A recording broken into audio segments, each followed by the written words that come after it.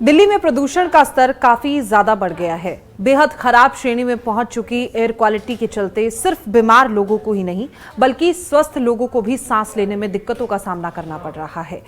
इतना ही नहीं, स्वस्थ लोगों को गले और आंखों में परेशानी होने के साथ ही खांसी और जुकाम की शिकायतें भी देखने को मिल रही हैं।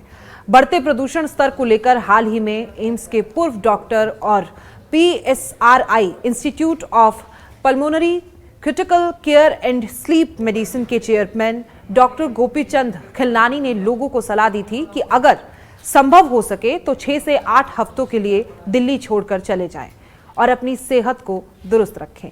लेकिन यहाँ रहने वाले ज्यादातर ऐसे लोग हैं जो इस शहर को छोड़कर नहीं जा सकते हैं और उन्हें यहीं रहना होगा।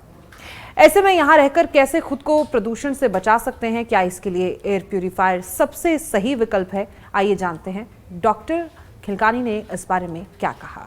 वर्ल्ड हेल्थ ऑर्गेनाइजेशन के सदस्य डॉक्टर खिलनानी ने कहा है कि हर कोई दिल्ली छोड़कर नहीं जा सकता क्योंकि ये इतना आसान नहीं है। लेकिन जिन लोगों को पुरानी फेफड़ों की बीमारी या दिल की पुरानी बीमारी है, जो ऑक्सीजन सपोर्ट पर है, उनके लिए यहाँ रहना काफी परेशानी भरा है।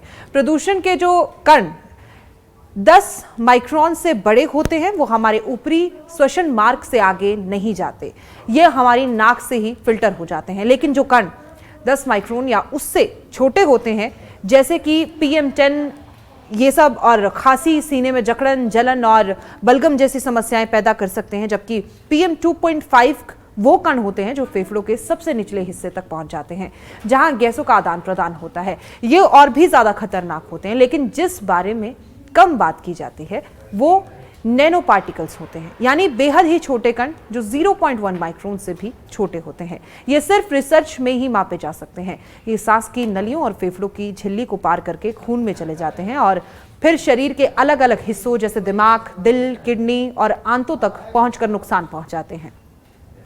इसी तरह गैसें जैसे कार्बन मोनोऑक्साइड, नाइट्रिक ऑक्साइड और सल्फर ट्राइऑक्साइड में नुकसान पहुंचाती है। यही रहकर कैसे बचाव किया जा सकता है, इसके बारे में भी बात करते हैं।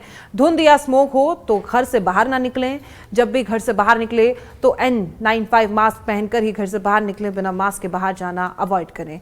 इस समय मॉर्निंग वॉक अवॉइड करें, वहीं शाम को भी घूमने और टहलने के लिए घरों से बाहर ना निकलें क्योंकि इसी समय पर प्रदूषण तत्व सबसे ज्यादा रहते हैं। भीड़ भाड़ वाली जगहों और बाजारों में जाने से बचें।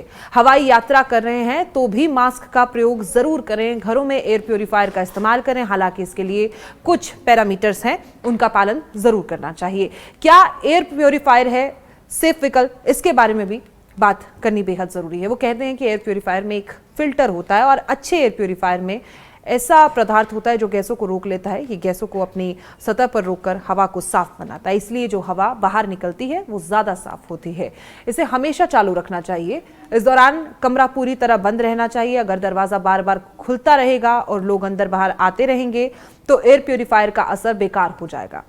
हालांकि मैं ये नहीं मानती हूँ कि एयर प्यूरिफायर से सेहत में सीधा सुधार होता है, लेकिन मेरी राय है कि जिन लोगों की उम्र ज़्यादा है या जिन्हें पुरानी दिल की बीमारी या फेफड़ों की या सांस की बीमारी है, वो इसका इस्तेमाल कर सकते हैं।